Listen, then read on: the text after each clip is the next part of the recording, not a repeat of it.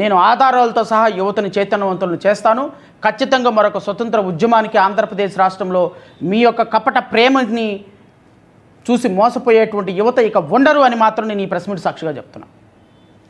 ఎందుకు అంటే ఒక కాన్సెప్ట్ తోటి దళిత బహుజన ఆదివాసీ యువత నిర్వీర్యమైపోతున్నారు అనేటువంటి కాన్సెప్ట్ తోటి ఈ రాష్ట్రంలో 151 సీట్లు వచ్చినటువంటి గౌరవ ముఖ్యమంత్రి మాజీ ముఖ్యమంత్రి జగన్మోహన్ రెడ్డి గారి పరిపాలనలో జరిగినటువంటి దుర్మార్గాలు ఏంటో నేను మీకు ఒకసారి వివరించే ప్రయత్నం చేస్తాను. మాజీ ముఖ్యమంత్రి జగన్మోహన్ రెడ్డి గారి పరిపాలనలోకి రావటం, ఎందుకంటే ఈరోజు వైఎస్ఆర్ కాంగ్రెస్ పార్టీలో ఉన్న దళిత నాయకులతో సహా, అది మాలా కావచ్చు, మాదిగ కావచ్చు, రెల్లి కావచ్చు, లేకపోతే ముస్లిం నాయకులు కావచ్చు, మీరందరూ యువతకు సమాధానం చెప్పాలి.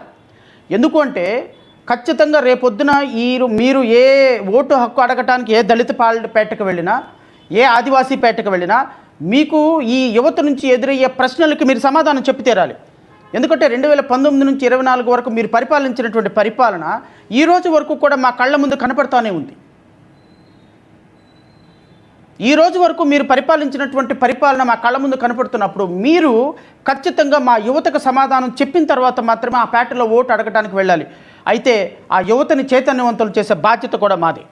నేను తీసుకుంటా. ఖచ్చితంగా నేను పాదయాత్ర చేస్తా, ప్రతి దళిత పేటకు వెళ్తా, ప్రతి దళిత కాలనీకి వెళ్తా, ప్రతి వీధికి వెళ్తా, ప్రతి వాడకు వెళ్తా, ప్రతి గ్రామానికి వెళ్తా. 2027 నుంచి ఖచ్చితంగా ఈ రాష్ట్రంలో పాదయాత్ర చేసి మన దళిత బహుజన బిడ్డలకు జరిగిన అన్యాయాన్ని ఇంటింటికి ప్రచారం చేసి తీరుతా. అది నా పార్టీ, నా ఎజెండా. పూర్తి స్థాయిలో ప్రజల్లోకి తీసుకెళ్తాం.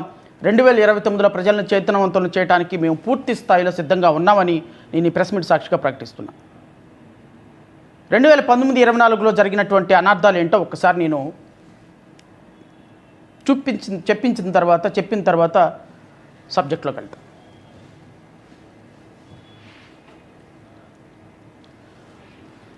బెస్ట్ అవైలబుల్ స్కూల్, గత ప్రభుత్వంలో రద్దయినటువంటి 26 సంక్షేమ పథకాలు. ఈ ఒక్క సంక్షేమ పథకాలు చాలు, ఇంకేం అవసరంలా. ఈ దేశంలో, ఈ రాష్ట్రంలో నేను దళిత పక్షపాతిని అని వచ్చినటువంటి మాజీ ముఖ్యమంత్రి జగన్మోహన్ రెడ్డి గారి హయాంలో దళిత బిడ్డలకి, ఆదివాసీ బిడ్డలకు జరిగిన అన్యాయం ఏంటో నేను ఒక్కసారి మీకు చదివి వినిపించే ప్రయత్నం చేస్తాను. బెస్ట్ అవైలబుల్ స్కూల్స్ రద్దు.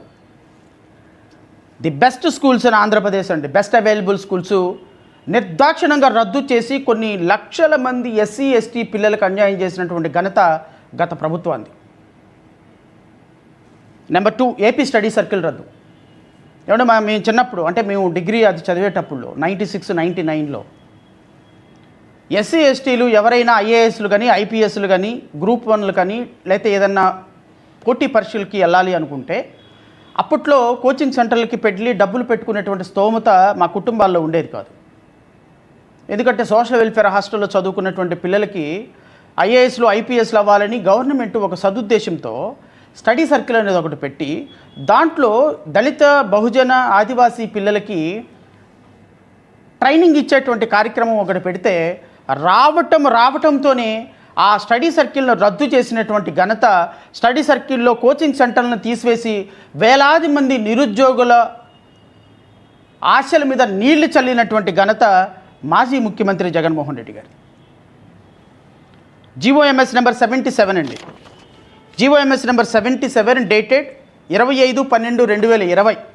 దీని ద్వారా ఎస్సీ ఎస్టీలు ఎవరైనా సరే డిగ్రీ వరకు, అంటే అప్పటి వరకు నేను జీవో నెంబర్ కూడా చెప్తా. GOMs number 77 dated 25/12/2020.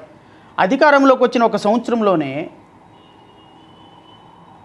ఎస్సీ ఎస్టీలు ఎవరైనా సరే డిగ్రీ వరకు చదువుకుంటే వాళ్ళకి స్కాలర్షిప్ వస్తుంది. కానీ పీజీకి వెళితే స్కాలర్షిప్ వచ్చేది ఇంతకుముందు. 2020కి ముందు పీజీ విద్యార్థులు ఎవరైతే ఎస్సీ ఎస్టీలు ఉన్నారో వాళ్ళకి స్కాలర్షిప్ వచ్చేది. గౌరవ ముఖ్యమంత్రి, మాజీ ముఖ్యమంత్రి వచ్చిన తర్వాత ఆ పీజీ విద్యార్థులకి స్కాలర్షిప్ని ఎత్తేసినటువంటి ఘనత మాజీ ముఖ్యమంత్రి గారిది.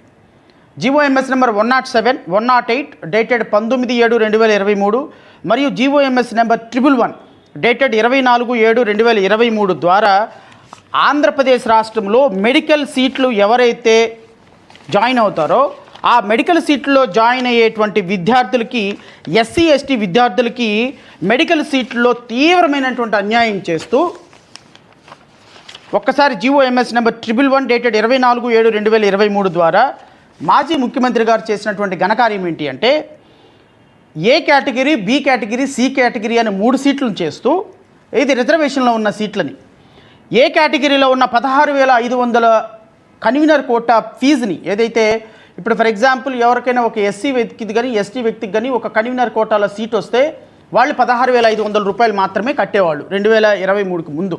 ఈ 16,500 సీటుని 13,20,000 రూపాయలు చేసినటువంటి ఘనత మాజీ ముఖ్యమంత్రి గారు.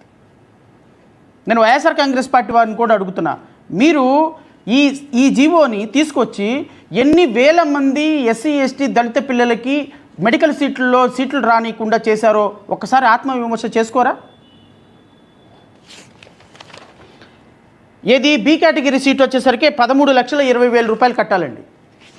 సి కేటగిరీ సీటు వచ్చేసరికి 39,60,000 కట్టాలి.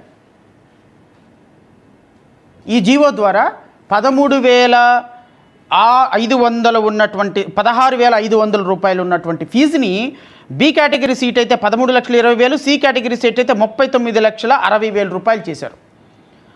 ఏది ఎంబీబీఎస్కి అయితే. బీడీఎస్కి అయితే 14,300 రూపాయలు ఉన్న కన్వీనర్ సీట్ని 4,40,000 రూపాయలు బి కేటగిరీ సీటు, 13,20,000 రూపాయలు సి కేటగిరీ సీటు. 50%